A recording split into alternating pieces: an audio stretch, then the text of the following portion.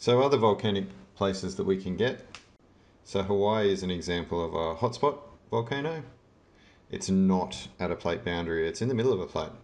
So intraplate, intra is within. Not subduction related. So we have hot plumes of magma moving through the mantle, kind of like globs that then, if they can get to the crust and if they've got enough energy behind them, they're able to punch all the way through the crust. Easier for it to happen through oceanic crust because it's much thinner than continental crust. Continental crust, usually they don't make it all the way through, but oceanic crust, they certainly have a higher chance. Certainly if they reach oceanic crust, if they come that far through the mantle, they're probably going to keep going. So we get a volcano form at the bottom of the ocean, then it builds up, builds up, builds up over time till eventually it breaks the surface and we have an island. So this is what Hawaii really looks like. So there's lots of land going through. They're all pretty much joined up. So that hotspot has resulted in all of this landmass all the way through the Hawaiian island chain. We can see that as we get further away, we get a lot less. And that's weathering and erosion. It only builds while it's over the hotspot. The hotspot's directly under the big island at the moment. And so this is the only one that's building because all of the magma coming from the hotspot is building this land. As we move away from that, there's nothing building it. It's all just weathering and eroding. So at the moment on the big island, the hotspot's winning. Weathering and erosion is losing, but everywhere else it's the opposite situation. So this is how we get an island chain forming though. So we have the hotspot here, and originally this one would have been the first one. But what's happened since that one was created, the plate has moved over the hotspot in this direction. So that one was first, then it moved to the left, then that one moved to the left, that one moved to the left, that one moved to the left. So they all moved over this way. So we've got a volcanic island, that one's still building, these ones are eroding. We're going to eventually got another island over here if the plate continues to move in that direction. So the plate moves over, but the plume remains stationary. This is a high quality video we're going to have a look at. I just think the music is excellent.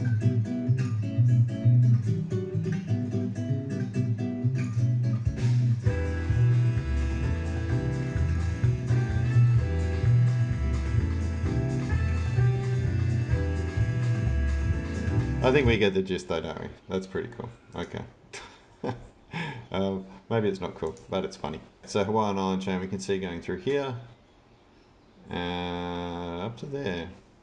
But then there is something really unusual. So we've got this beautiful straight line. Can you see it? We have this line. What the hell's going on there? So the line was going that way, and now it's going that way. And that's all from the same hotspot. What has happened? Something has happened here. If you said that you think that the plate started moving in a different direction, you would be correct. So at the moment the plate is going east-northeast, but it was originally going in a more northerly direction. So something has happened here, and it happened suddenly. It did not happen gradually. It's not a nice curve, is it? It's bang. What happened is the plate's movement in that direction stopped. So maybe the subduction dome died.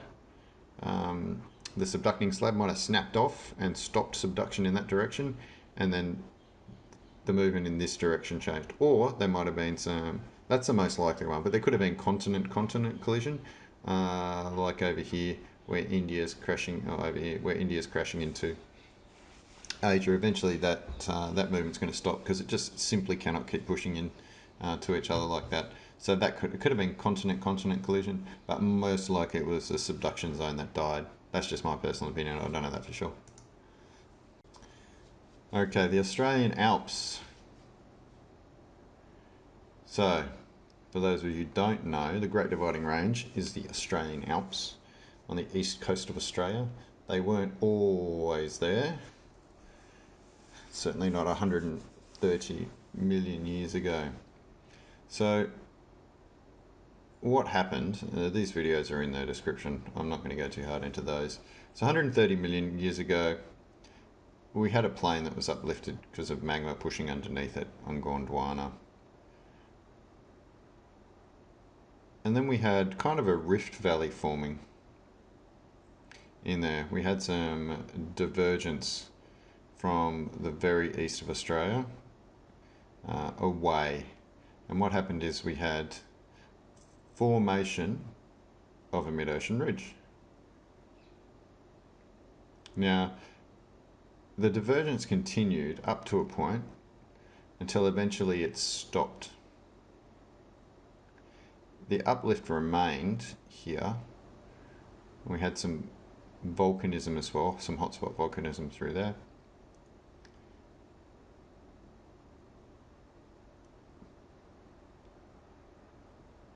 What remained is what we refer to as the Great Dividing Range, Australian Alps.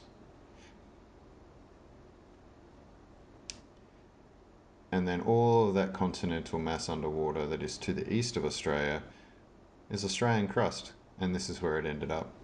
The mid-ocean ridge died out, so obviously this divergence stopped at one point, so the plate movement was no longer apart.